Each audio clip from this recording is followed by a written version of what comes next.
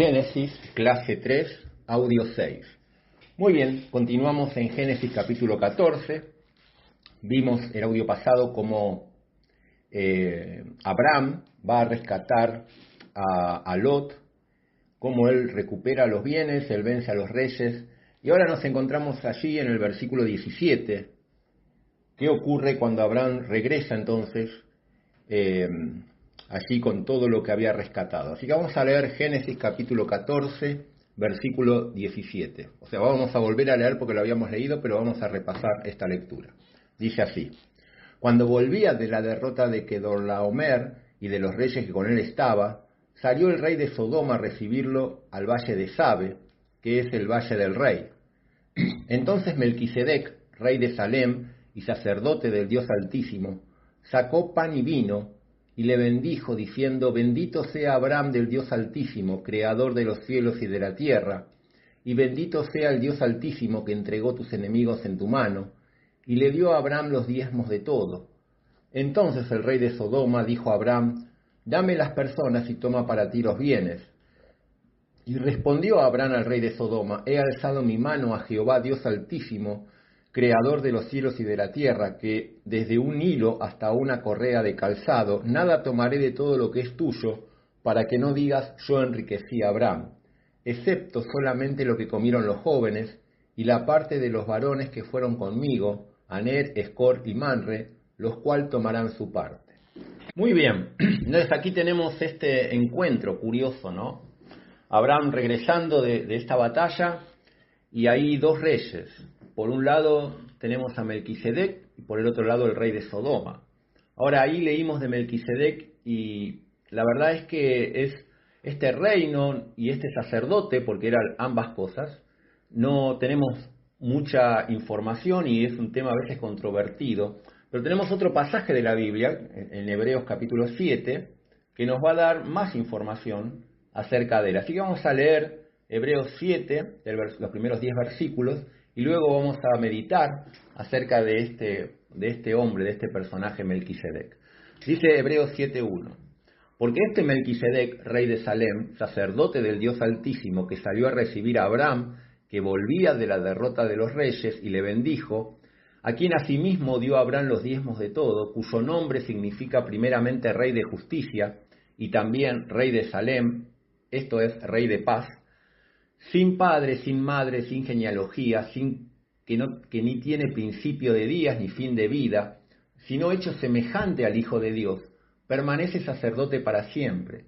Considerad pues cuán grande era este, a quien aún Abraham el patriarca dio diezmos del botín. Muy bien, entonces sigue la lectura, pero vamos a parar aquí porque no nos vamos a adentrar en todo lo que es Hebreos y la comparación del sacerdocio de Leví con el sacerdocio de Cristo y comparado con el sacerdocio de Melquisedec, ¿verdad? Pero lo que muchos leyendo este pasaje de Hebreos, sobre todo ahí cuando dice que Melquisedec dice sin padre, sin madre, sin genealogía, que no tiene principio de días ni fin de vida, sino hecho semejante al Hijo de Dios, permanece sacerdote para siempre. Bueno, muchos dicen, bueno, acá no, este hombre en realidad era Cristo mismo, que se apareció en forma humana, una teofanía que hay muchas en la Biblia. Una aparición de Cristo como un ser humano antes de la encarnación. Ahora, es difícil pensar en esto, por lo menos el pasaje de Génesis no da a entender para nada esto, y tampoco lo dice el pasaje de Hebreos. Acá no dice que era el Hijo del Hombre. El versículo 7:3 dice, hecho semejante al Hijo del Hombre. O sea, es un tipo, es una comparación. El sacerdocio de este Melquisedec era como semejante, era un tipo del sacerdocio eterno de Cristo. Entonces acá en Hebreos se utiliza como una comparación. Al decir el orden de Melquisedec, está diciendo del tipo del sacerdocio de Melquisedec. No está diciendo que Melquisedec era Cristo. Lo más probable es que este hombre era un rey y sacerdote, lo cual ya eso es todo un hecho, porque en el sacerdocio arónico, en el sacerdocio levítico, no se podían mezclar estas funciones. El rey no podía ser sacerdote, el sacerdote no podía ser rey. Una cosa era la tribu de Judá y otra cosa era la tribu de Leví. No se podían mezclar estas funciones. Pero en el sacerdote anterior al sacerdote arónico, este sacerdocio que había probablemente desde los tiempos de Noé, al principio era el padre de familia quien ejercía de sacerdote sobre el resto de la familia. Esto lo podemos ver, por ejemplo, en Job, que es un libro y los acontecimientos son anteriores al establecimiento de la ley, y lo vemos a Job como sacerdote de su familia, ofreciendo sacrificios por sus hijos. Ahora, quizás este Melquisedec ya era un rey y también ofrecía sacerdotes por toda su ciudad. Y era un sacerdote del Dios verdadero, ¿verdad? Del Dios altísimo. Y quizás los últimos que quedaban, sobre todo ahí en Canaán, era un verdadero sacerdote. El conocimiento de Dios después del diluvio se fue contaminando, ¿verdad? Y los hombres se empezaron a alejar de Dios, como eso ha ocurrido tantas veces. Pero quedaban quizás resabios de ese conocimiento. Y quizás Melquisedec era uno de esos sacerdotes fieles que todavía quedaban, ¿no?, en el mundo antiguo. Bien, pero aquí tenemos entonces este Melquisedec va a bendecir a Abraham. Él va a decir ahí en el versículo 19, dice, le bendijo diciendo, bendito sea Abraham del Dios Altísimo, creador de los cielos y de la tierra. Y va a nombrar de esta manera a Dios, el Dios Altísimo, el Elión. Dios se va a revelar, sobre todo en Génesis y en otros libros de la Biblia, dando nombres nuevos de Él. O sea, es una forma que tiene Dios de revelarse, de revelar ciertas características en ciertas circunstancias particulares que dan un nuevo conocimiento de su persona y de su poder. Este término, el Elión, el Dios Altísimo, es un término que se refiere al Dios que está por encima de todo gobierno, de toda autoridad y de todo poder en la tierra. No es un nombre exclusivo para el pueblo de Israel, sino es un nombre que abarca toda la humanidad. Allí en Daniel, cuando habla de Nabucodonosor, cuando Nabucodonosor va ahí realmente va a ser quebrantado por Dios y al final va a reconocer al Dios vivo, ahí va a decir el Dios Altísimo, va a reconocer al Dios que está por encima de todos los reyes, por más poderosos que estos sean, que hace como Dios, como Él quiere.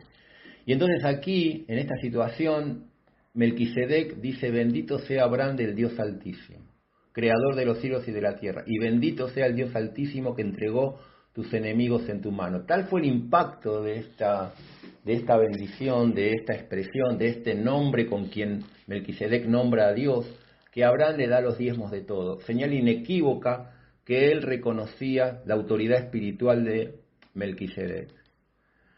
Ahora bien, versículo 21 aparece el otro rey, el rey de Sodoma. Este rey había sobrevivido o se habría escondido en algún lado. La cuestión es que él ahí aparece y vuelve toda la gente que había sido llevada, todos los bienes rescatados. Y entonces él le va a decir a Abraham, bueno, dame las personas y toma para ti los bienes. Vos rescataste, vos tenés todo el mérito, bueno, quédate con todos los bienes y solamente dame las personas. Era muy tentador la oferta, pero Abraham va a tomar una decisión de fe.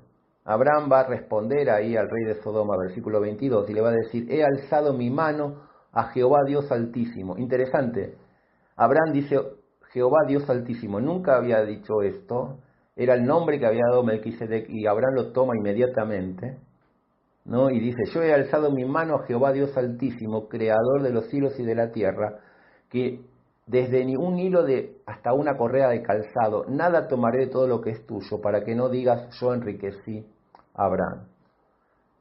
¿Sabes? Ahí Abraham va a decir, ¿sabes? Yo no voy a tener nada que ver con Sodoma, ni con su rey. Si bien él había rescatado a los sodomitas, a los habitantes de Sodoma, fue por rescatar a su sobrino Lot, pero él no iba a tener ningún trato, ningún vínculo, ¿no? Y lo deja muy en claro. Después de reconocer la superioridad y el sacerdocio de Melquisedec, es un contraste muy grande, y va a decir al rey de Sodoma, ¿sabes? Con vos no voy a tener nada que ver. No voy a tener nada que ver, no quiero nada de lo que es tuyo. Y eso es un contraste también con Lot, ¿verdad? porque Lot vivía en Sodoma. Este rey debería conocerlo muy bien. Era el proveedor de carne, de ovejas y todo eso. Un hombre muy rico ahí. Que si bien Job, como dijimos, era un hijo de Dios y era justo, y él afligía su alma justa viendo los hechos horribles de Sodoma, pero él vivía ahí, él tenía todo el tiempo tratos comerciales, eso le va a costar muy caro, no lo van a respetar, lo vamos a ver más adelante, él no tenía testimonio en ese lugar. Pero Abraham dice, ¿sabes? Yo no voy a hacer eso, yo no voy a tener ningún trato, nadie va a poder decir que yo me enriquecí por causa de Sodoma o del rey de Sodoma, como bien podrían decirlo, y lo van a decir, de Lot. Impresionante. Él tendría derecho de quedarse con eso, pero él no lo va a hacer. Él dice en el versículo 24, excepto solamente lo que comieron los jóvenes, y la parte de los varones que fueron conmigo, Aner, Escol y Manre, los cuales tomarán su parte. Claro, estos tres hermanos en los cuales Abraham vivía en sus tierras, y que respetaban mucho a Abraham, tal es así que lo respetaban y lo admiraban, que habían decidido jugarse e ir con él, y eran parte de esos 318 que fueron a rescatar a Lot. Dice, bueno, ellos sí van a recibir su parte, pero yo no voy a recibir nada. Ahora, qué impresionante testimonio, marcando una diferencia, ¿no? La palabra de Dios dice que el que milita como soldado no se enrieda en los negocios de la vida. Abraham iba a saber mantener esa distancia con el mundo impío y a la vez iba a ser un testimonio. Él había salvado a los de Sodoma, los había salvado por fe, no solo a Lot, a toda la ciudad había salvado. Pero él no se iba a mezclar, no iba a relacionarse, no iba a enredarse en los tratos comerciales con ellos. Él iba a mantener un testimonio puro, iba a hacer un impacto. Ahora, Lot hizo todo lo contrario y así iba a tener también su fruto, ¿no? Y qué importante cómo debemos tener sabiduría, ¿no? En las cosas en las cosas en las que nos involucramos, las formas que tomamos, ¿no? Dice la Biblia que estamos en el mundo, pero no somos del mundo. Debemos ser embajadores, peregrinos en el mundo. No debemos enredarnos en los negocios de este mundo. Claro que tenemos que trabajar y comer, por supuesto, pero de una forma santa, ¿no? Y no es lo que estaba haciendo Lot, pero sí es lo que iba a hacer Abraham.